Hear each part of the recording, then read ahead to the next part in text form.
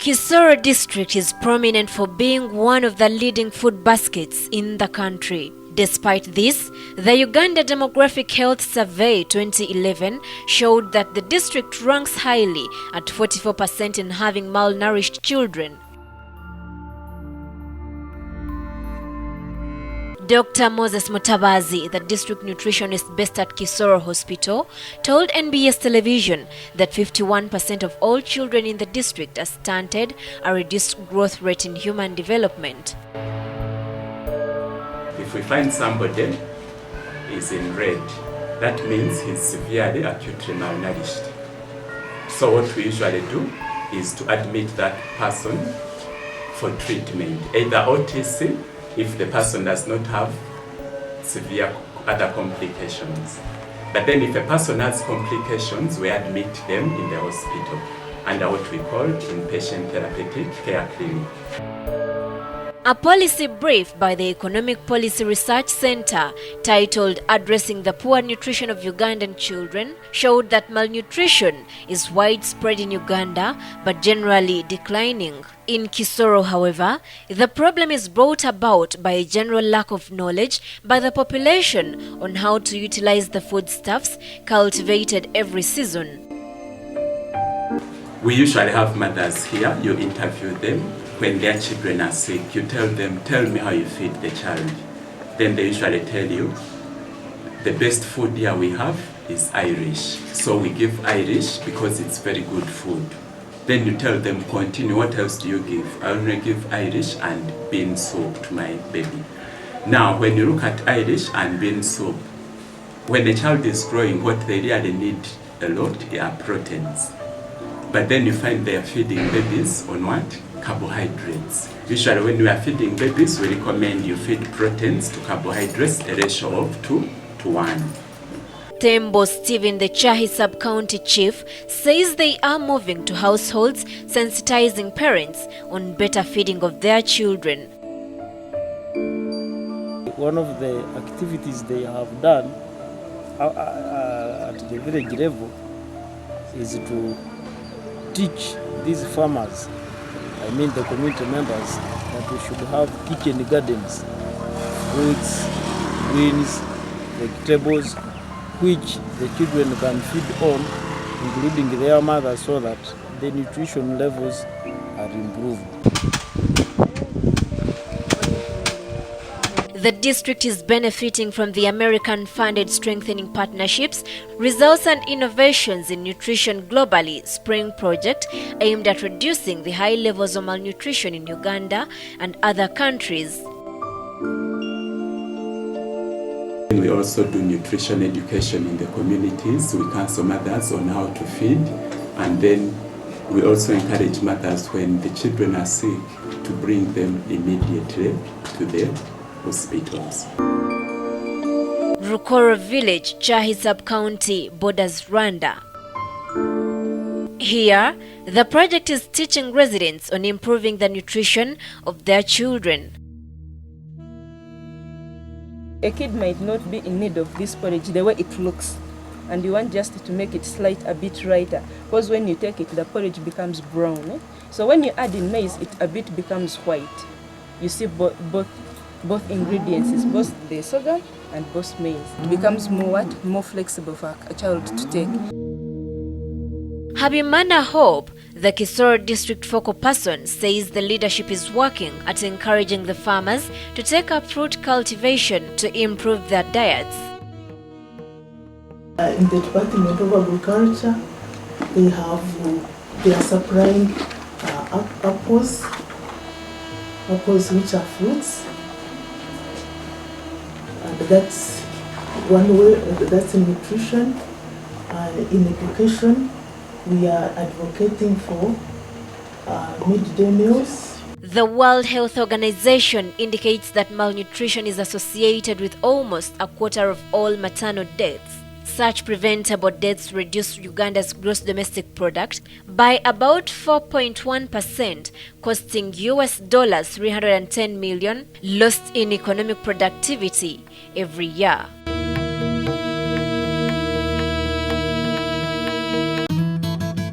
Report compiled by Tiaba Abubakar Setumba for NBS Television, Sunset News.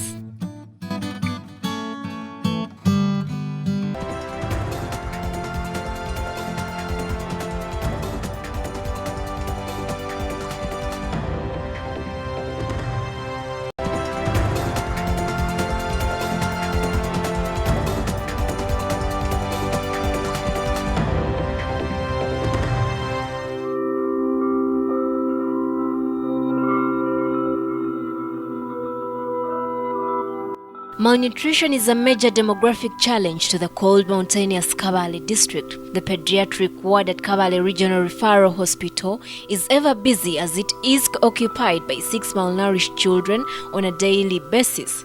Sister Akurut Christine, the principal nursing officer, says the malnutrition is caused by poor cooking methods and food lacking in essential nutrients. The most common foodstuff here is Irish potatoes, beans, matoke, and peas. When you look at the kind of food that the people in Kabale produce, it is perishable food apart from maybe the beans. So I think the problem is with the food. There is not adequate food really that they can preserve. Their foods are mainly perishable. They grow Irish potatoes, they grow cabbages, beans on a little scale. They are preparing the food as usual. But when they are preparing, they just look at the children, what the children likes, and that's what they depend on.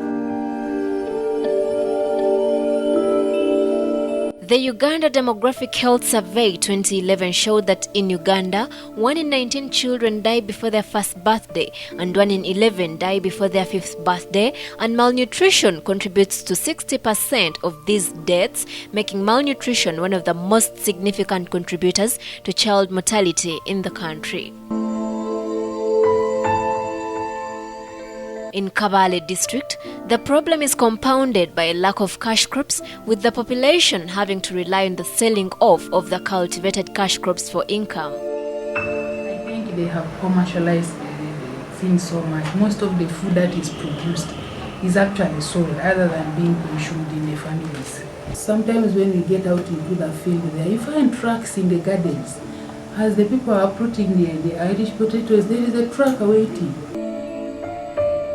Kabale Regional Referral Hospital handles the 4 Kigezi sub-region districts of Kisoro, Kabale, Rukunjiri and Kanungu. Our catchment area is 4, that is Kisoro, Kanungu, Rukunjiri and Kabale. We get a few cases from Kanungu. The patients and the caretakers within Kabale find it easy to come to Kabale Hospital. There could be many out in the other districts and they are not coming. But the number that we get here, majority of them are from Kabale district. Kabale district is most affected by the problem, with most admitted patients lacking proteins necessary in fighting kwashiorkor. It is mainly protein energy deficiency, malnutrition. The hospital, from the American-funded Strengthening Partnerships, Results and Innovations in Nutrition Globally Spring Project, is sensitizing mothers on how to safeguard against malnutrition in their homes. They also trained village health teams because we also work with the community, such that those people are able to assess people who need some support in as far as nutrition is concerned, and refer them to us here as a hospital for management. So basically, and we've been in touch whenever there is anything that we do not understand. We've been contacting them and they have been supporting us. Unfortunately, many cured children are usually readmitted after a few months. You get children, we rehabilitate them, they recover, they get home, and in about 3 weeks, 1 month, you may be able to see the same child. So we actually feel that the problem is down in the community. The country is currently implementing a 5-year plan dubbed Uganda Nutrition Action Plan 2011 to 2016. But with roughly 1.5 years to its end, much more needs to be done to secure Uganda's future. Bushra Namirimu, Tiaba Abubakar Setumba for NBS Television, Sunset News.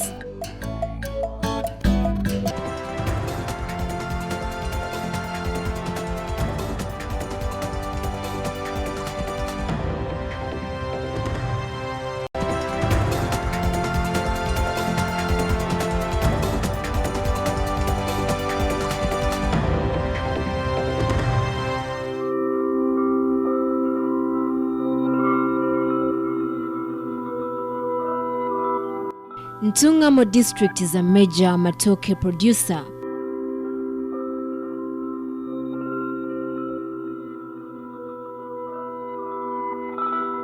The district also boasts of expansive ranches that supply Mbara municipality and Kampala with high-quality beef and milk products.